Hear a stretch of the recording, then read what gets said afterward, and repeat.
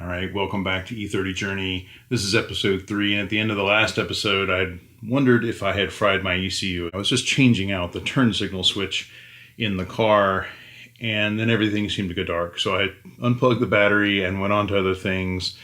I have since been assured by people who know lots more about this stuff than I do that I didn't kill the ECU probably, because the car is going to undergo a swap and has the Euro headlights and other things in here. The wiring is a little different than stock.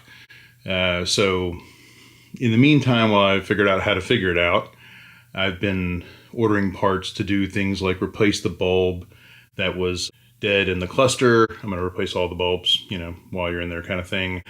I've ordered new screws for the kick panel and the cluster ring and things like that because they're a little mismatched on this old car.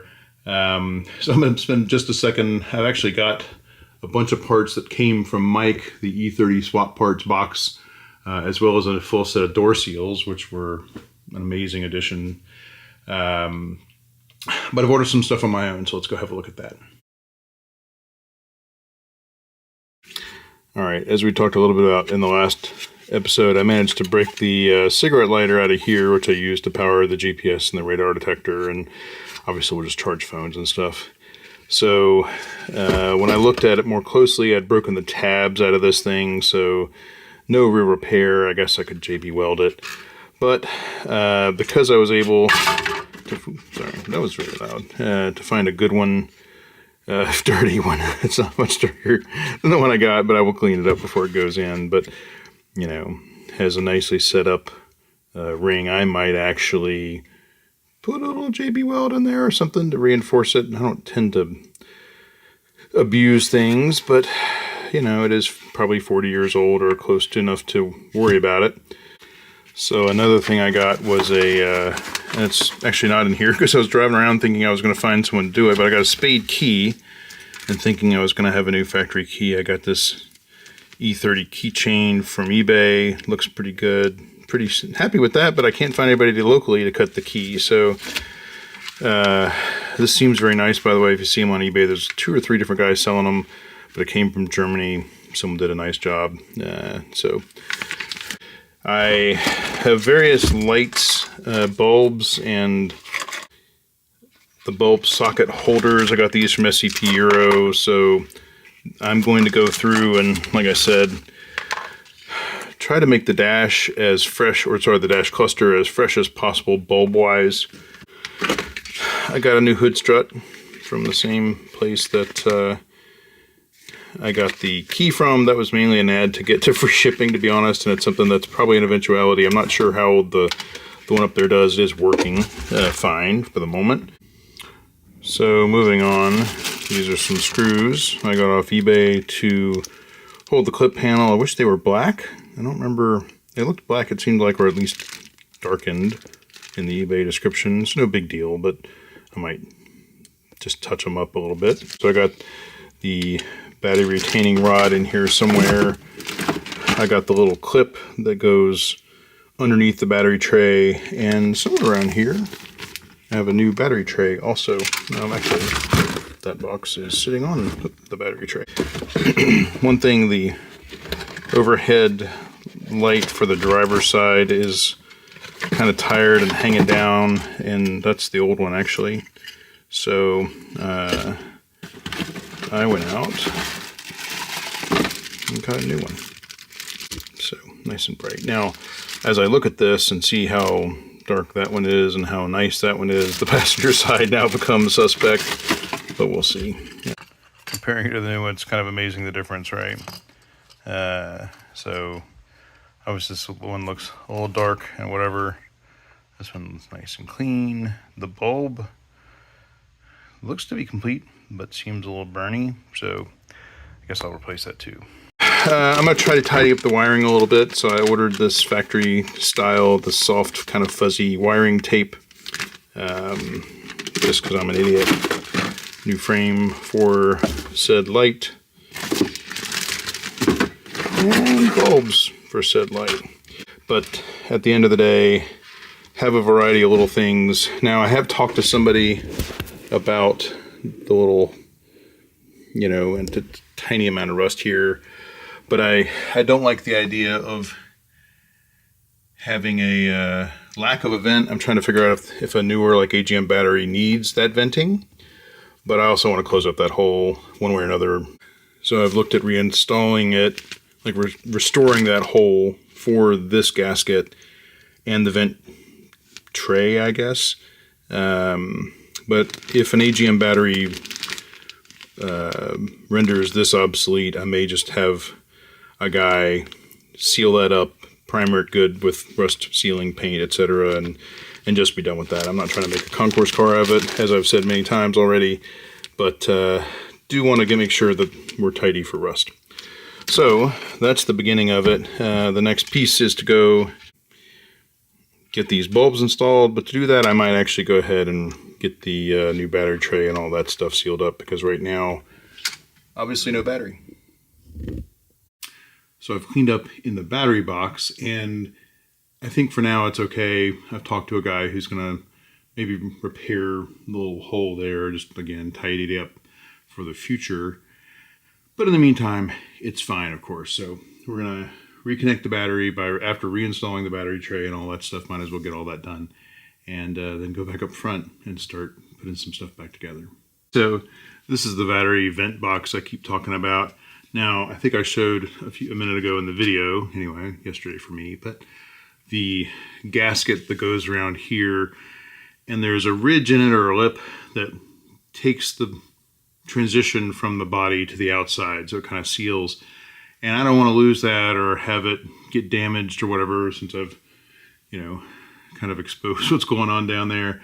So actually, I have this left over from actually my wife installing a hold bar, like in a shower, for my mother-in-law, and didn't use these rubber gaskets. And it's funny, they're a perfect match for this guy. So what I'm going to do is use that for the meantime.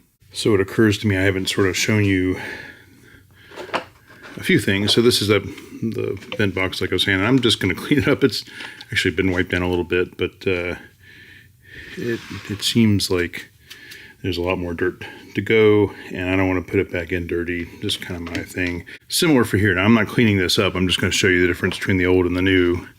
So this plate was detached, and it's supposed to be pressed in there. This, which is nicely zinked, I don't think it shows up well in the video, but it's a nice yellow zinc color versus the gray primer here. I don't really care that it's function. This one's super dirty. And like I said, because I knew this was part of that, and it didn't seem to work very well. I couldn't make the battery stay attached here. No, the sandwich wouldn't work whenever. So new tray, new bar, and new little retaining clip, because this bar, even after some diligent straightening, is funky. I mean, I don't know if it's wobbling here. It's pretty bent up, and I will, however, reuse this after I do something about that. And I'm going to keep this actually just in case. I'll clean it up at some other time, but it's time to get things a little tidier before they go back in the car.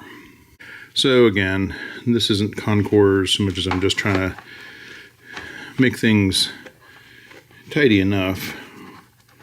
Try to get into this little clip here. I'm not sure what that does, and I don't want to break it.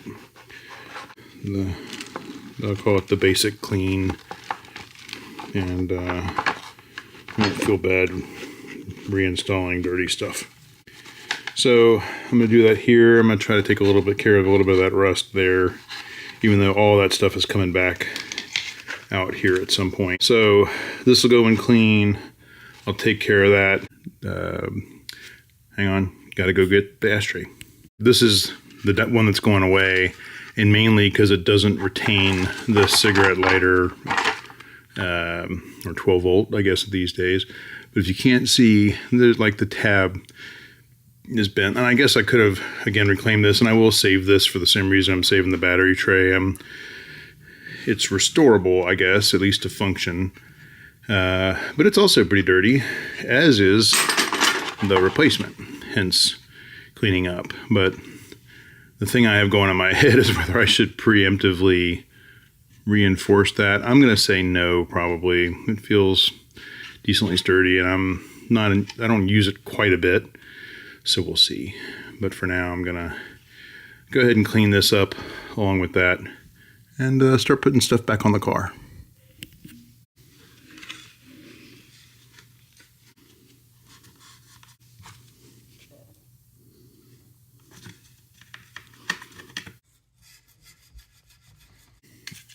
By the way, all this is just warm water.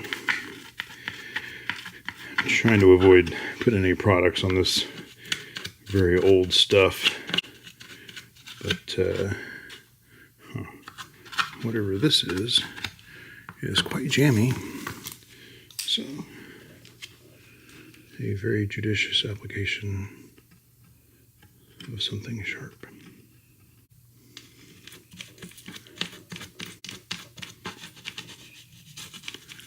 And I also really don't want to break anything. So I'm trying to be a combination of firm, but not so aggressive as to have regrets.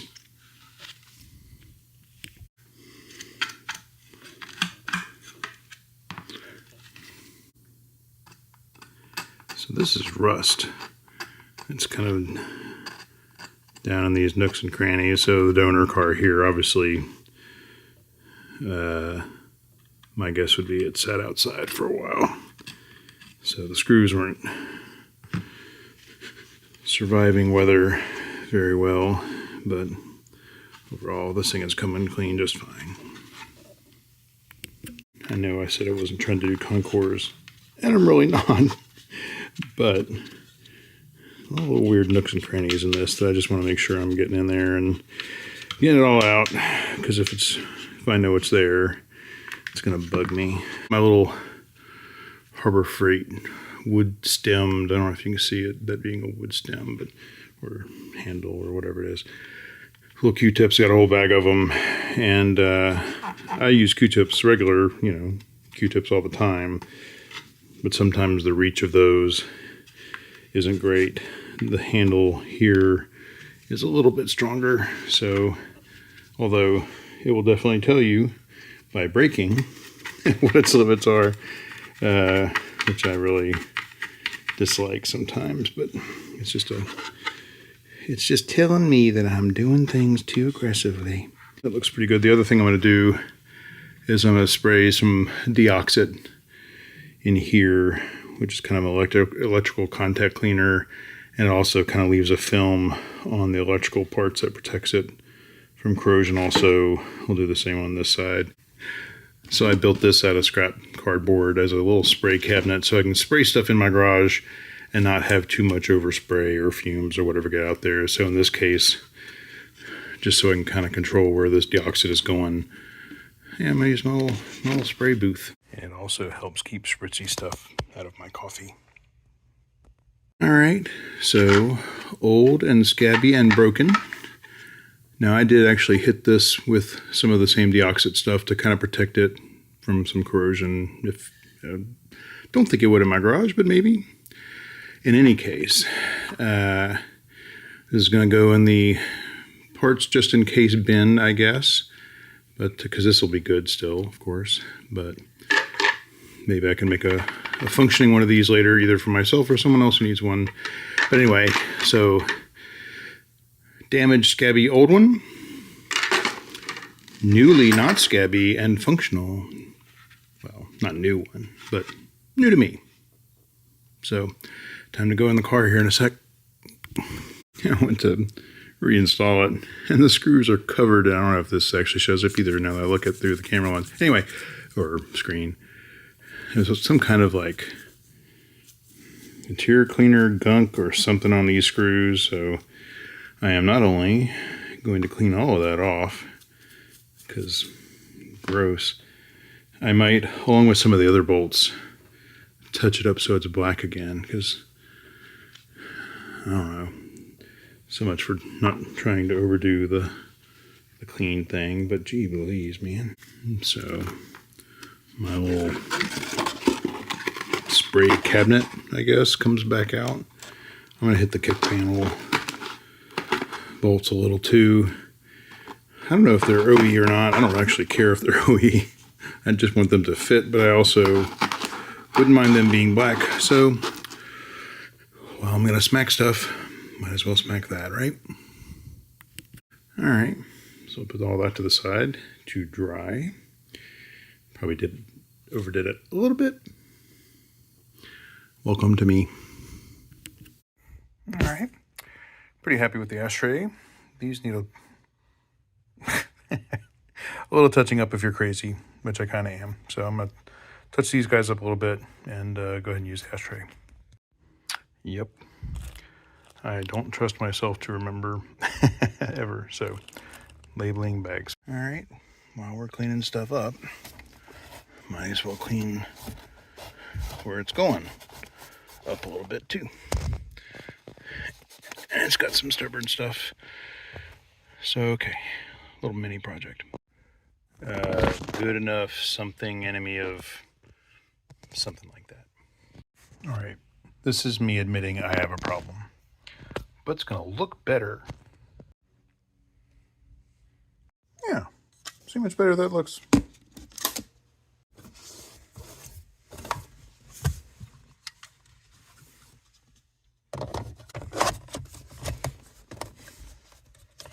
There we go. All right, so pretty happy with that. Hopefully it works. We'll find out, I guess. But then the next thing to do is to get working on the cluster. So I need to replace all the bulbs, see if I can figure out if that stray, where there's that stray ground that I was chasing around needs to be attached to something. Do as much about this as I can. Get this button back up. Get the battery connected back up. And see if this key does something useful. Because I'd like to get this boy back on the ground. Almost forgot. Okay, so what I'm going to do, I disconnected the battery because I realized I've got lights on here in the engine or the trunk and probably other places. I don't want to drain the battery down, and I have the cluster still apart. So what I'm going to do, I'm going to take this shipping foam, which has a nice little channel actually, and I'm going to cut it down to the height of the battery and then slide this channel around the little vent just to keep it relatively stable. So the fun part of this foam is I can actually kind of peel off some layers to match how much thickness I need down there too. So we're gonna do that. It should be enough to give me the thickness I want. Let's see.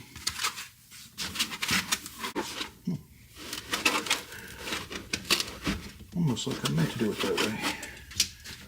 All right, so that's not going anywhere. I trust that more. Happy about that.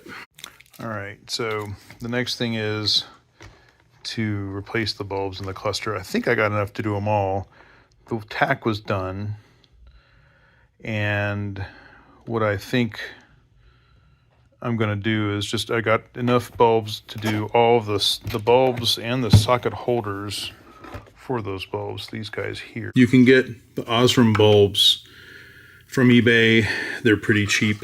I think this was $16, $17 from Amazon, maybe 18, but you know, at $1.80 each, that's good. And these appear to be the same as what's in there now. So they're actually marked Osram.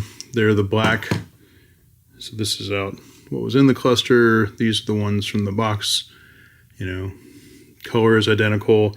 Now, one thing that did trip me up, bad visibility on me, is there's another part number that instead of 1.2 watts like all these little guys, there are 2-watt versions in a holder, and I'm not sure if that's meant for example, these guys. It only notes 2 of them, so I'm going to figure out where these are supposed to go. But in the meantime, I think I'm going to go ahead and swap, because there's 9 of the black ones here. I have 10 in the box, and I'm just going to go ahead and swap them. Now, the other thing I've got and that brought me here was the tachometer And I don't know if it shows that well, but this guy looks burned out. He seems different than the other one. So I have the factory holders and bulbs. I actually have a couple extra. They look different than what's in there. It's sort of this round knob thing. Maybe it just changed later. But this just looks like a bigger version of that. You know, sort of a little bit of a handle built in. So I have 5 bulbs for this, which means I'll have a couple extras for later.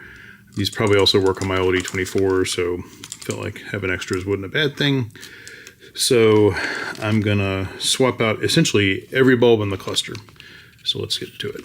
So what I'm gonna do is put these over here, bring in the replacement,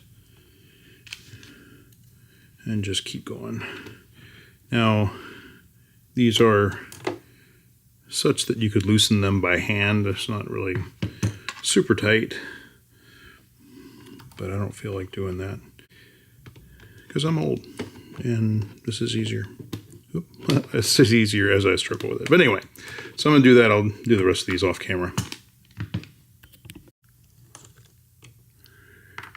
All right.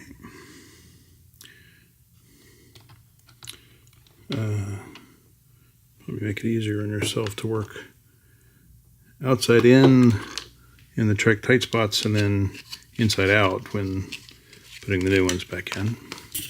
Okay, so I left all the ones I've replaced loose. This one wasn't in to begin with, and that may be part of the swap that happened, but just to kind of check my own work, I left them loose. Now that I know they've replaced them all and the old ones are in a pile, I'm going to go back and tighten them all. And I'm trying to make sure I don't force it. So I want to make sure it's flat and then just turn it. And it goes a quarter turn to lock, it looks like. So rule of thumb. All right, for these guys, I'm just going to go ahead and replace the bulb and the holder. And I'm wearing gloves just so I don't get any oil on the bulbs as I do that. So I guess I'm going to build the 3 replacements and then pop them in. I've already loosened all the guys. Free this one from its prison. Jeez Louise. Compared to what was in there, you can see that has more of the same style there of kind of being able to be done by hand, although I wouldn't recommend it, versus this little knob style, which may or may not be a BMW part. But anyway, all of these old things, by the way, are going to go into a bag as spares and extra. I'll probably toss the one bulb that does look dark and broken, but having backups, you know, possibly good spares. Something I've learned from Rob Siegel. So that's all new bulbs in the cluster, and I'm gonna here once I check and see if there's any real use for the 2-watt bulbs. Should I swap them out, and if so, where? Then we're gonna get the cluster back in. So one last thing, you keep hearing me say, oh, I'm gonna put it away, I'm gonna put it away. I tend to write down sort of what it is in relatively plain English as opposed to have to figure out the part numbers and whatever. That way, when I do have, and I have several boxes of old parts, it's a little easier to understand. I put E30 on there. Bag with the correct part number is used, and I'll actually probably mark, you know, tack bulb holder or whatever. So in my lefty script, that is a question mark with the word good question mark underneath it, which go in the bag along with this guy. And if I'm ever in a pinch and can't get them or can't find them, which is the scary part about owning these old cars, I'll at least have something I can try down the road. So that's how we do that in my garage. All right. I guess I'll label that too.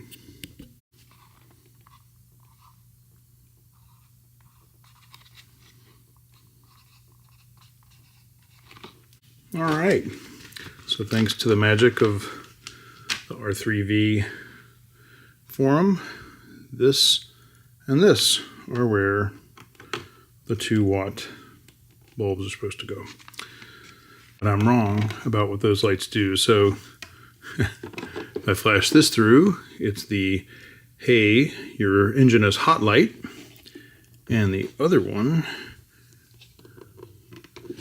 is the, hey, you're out of gas light. So they shine a little more brightly than the others, which is, I suppose, fine. So now my question is, which of these, if any, fixed the tachometer darkness issue? So I don't know. I guess we'll find out. Okay, so I'm halfway through. I actually opened up the cluster, took it out of the case, sort of separated the front cover so I could see the electronics inside. And that's the penalty for not having a clean workbench. That right there, having to go back in. Sheesh. I also see now why I missed it. Because it was all the way in there. Kind of where you don't see it. I know that's not where it goes. And it's probably not going to stay there. But I got to do something to move on. A word. Be gentle with the 40-year-old plastic.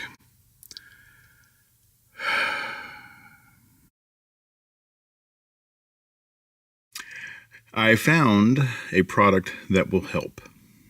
So the miracle of the internet gave me this little kit from Race German, which replaces the tabs. What the instructions require you to do is take, well, obviously I'm going to go ahead and replace them both, the unbroken tab too, but take both of these off, flush to the rest of the cluster. So I'm going to get in there with some painter's tape and protect the cluster just because that's me, and all the stuff around it too.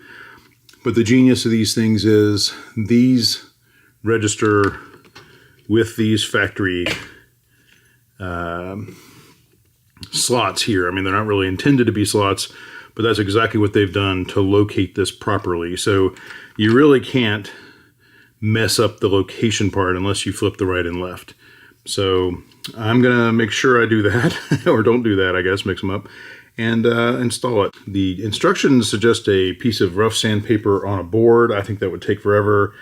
In the video, he uses a die grinder and a cutting blade. I'm going to try some of that. I don't know if I have a cutting blade for my little guy. So I'm going to try the sanding discs. It's one of the reasons I'm sort of doubling up. In the video, he states pretty clearly that you're not going to really be able to see the scratches that will mark the edge of the cluster, but I just can't bring myself to do it. Speaking of things I'm going to really struggle with to do, is I got to break this off. And that really hurts my feelings, but it's got to be done. I'm trying to figure out how I can do it relatively gracefully. 1, 2, 3. Ah, I think I'm using tape to shield my absolute and utter fear of this process. All right, into the abyss.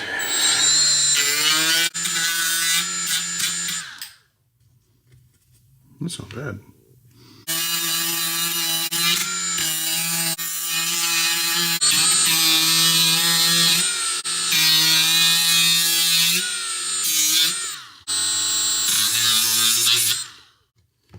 All right.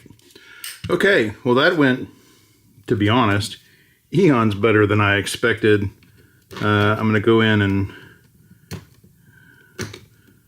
just clear out these channels a little bit. I'm going to try not to do actually too perfect a job of that, because I did like how that was a sort of friction fit. All right, that's nice and flush. I'm very jazzed. Let's see how bad I did or if I did mark up the cluster edge. Tiny bit. You're never going to see that, obviously. So super happy with that. And let's mark some holes. And what I like about this is I don't even have to really hold it down too much. Like, it's so positively in there that I am putting my fingers on it. But in my case, at least, I don't have to.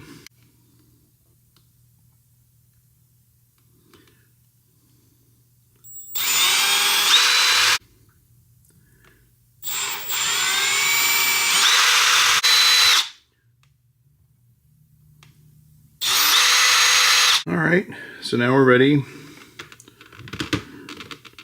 Right to right, left to left.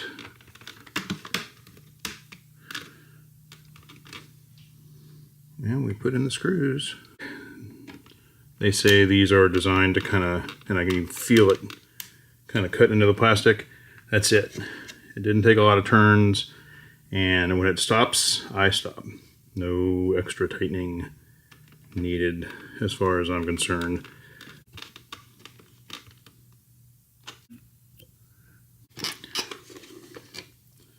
All right, I'm going to use a piece of foam just so I'm not putting a lot of weight or pressure on my brand new tabs. I don't think it's necessary, but I'm the master of realized unlikelihoods, so I'm protecting it. So back in. So, all right, all done. Let's go put the cluster in.